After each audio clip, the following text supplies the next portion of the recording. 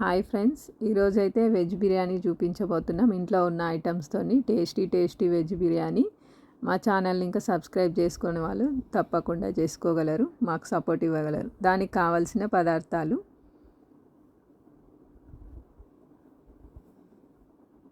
మేమైతే basmati rice 15 minutes ముందే మేమైతే అన్నీ కడిగేసి రెడీగా పెట్టుకున్నాము. బాస్మతి రైస్ అయితే 15 minutes ముందు నానబెట్టుకున్నాము. కార్డులోనే కారము, సాల్ట్ వేసి కలుపుతున్నాము. ఎందుకంటే అవి పైన వేస్తే కరెక్ట్గా కలవాయి అనేసి అందులోనే వేసి కలుపుతున్నాము. అలా కలిపేసి 2 బౌల్స్ తీసుకున్నాము. మేము కుక్కర్లో అయితే వెజ్ బిర్యానీ వేస్తున్నాము. 2 బౌల్స్లలో నెయ్యి వేసాను, ఆయిల్ వేస్తున్నాము. ఒకటి రైస్కి, ఒకటి కర్రీ ఫ్రై చేయడానికి. అలా ఆయిల్ అయితే వేసేసుకున్నాము. 2 వేడవుతున్నాయి బగోన్లు. బిర్యానీ ఆకు, ఫ్లవరు,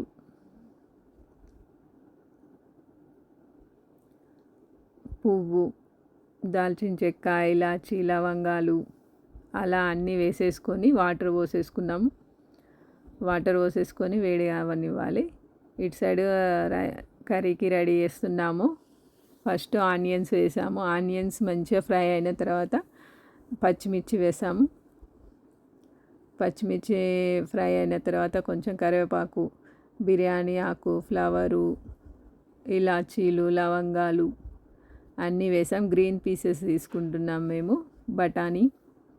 అవి కొంచెం మగ్గిన తర్వాత కొంచెం పసుపు, కొంచెం అల్లం వెల్లుల్లి పేస్ట్, కొంచెం పుదీనా మరియు కొంచెం కొత్తిమీర వేసాము. తర్వాత ఆలు ముక్కల్ని వేసి కొంచెం ఫ్రై చేసాము. అలా వేసేసుకొని కలుపుకోవాలి. కొంచెం మంచిగా కలుపుకోవాలి. కొంచెం లైట్గా మగ్గేంత వరకు దానిపైన క్యాప్ పెట్టుకొని కలుపుకోవాలి. కొంచెం క్యారెట్ కూడా యాడ్ చేసాము. కావాలంటే కొంచెం టమాటా ఇంకా వేరే కూడా వేసుకోవచ్చు. మనకు రైస్కి రెడీ అయింది ఎసరు కాబట్టి అందులో వేసేస్తున్నాము రైస్. అటు రైస్, ఇటు ఫ్రై చేస్తున్నాము.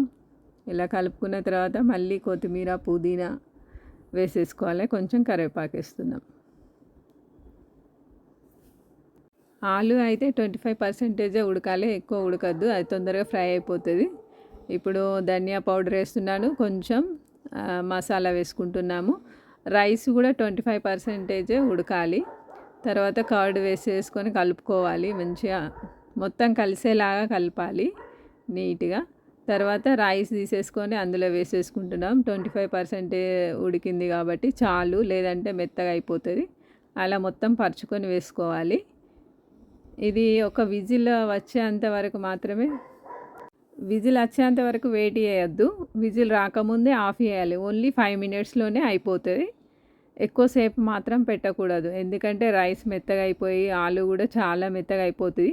విడివిడిగా రాదు, మెత్తగా అయిపోతుంది. కాబట్టి 5 minutes అంతే సరిపోద్ది. 3 to 5 minutesలో ఆఫ్ చేసేసుకోవాలి. మేము పైనుంచి అయితే పుదీనా వేసేసుకుంటున్నాము ఫ్లేవర్ కోసం. ఇందులో నిమ్మరసం కూడా యాడ్ చేసుకోవచ్చు, మేము మర్చిపోయాము. వేడి టేస్టీ వెజ్ బిర్యానీ రెడీ అయింది. చూడండి ఎంత బాగుందో, చాలా పర్ఫెక్ట్గా వచ్చింది. చాలా బాగుంది, మంచిగా విడివిడిగా చాలా బాగుంది. టేస్ట్ కూడా అదిరిపోయింది. మీరు కూడా ట్రై చేసి చూడండి, తప్పకుండా ట్రై చేసి మాకు కామెంట్ చేయండి ఎలా ఉంది అనేసి. చూడండి ఎంత బాగుంది, ఎంత కలర్ఫుల్ ఉంది, చాలా బాగుంది. టేస్ట్ మాత్రం సూపర్గా ఉందండి. మీకు ఈ వీడియో నచ్చినట్లయితే సబ్స్క్రైబ్ చేసుకోండి, లైక్ చేయండి, షేర్ చేయండి, కామెంట్ కూడా చేయండి. కామెంట్ అయితే తప్పకుండా చేయండి. Thank you so much.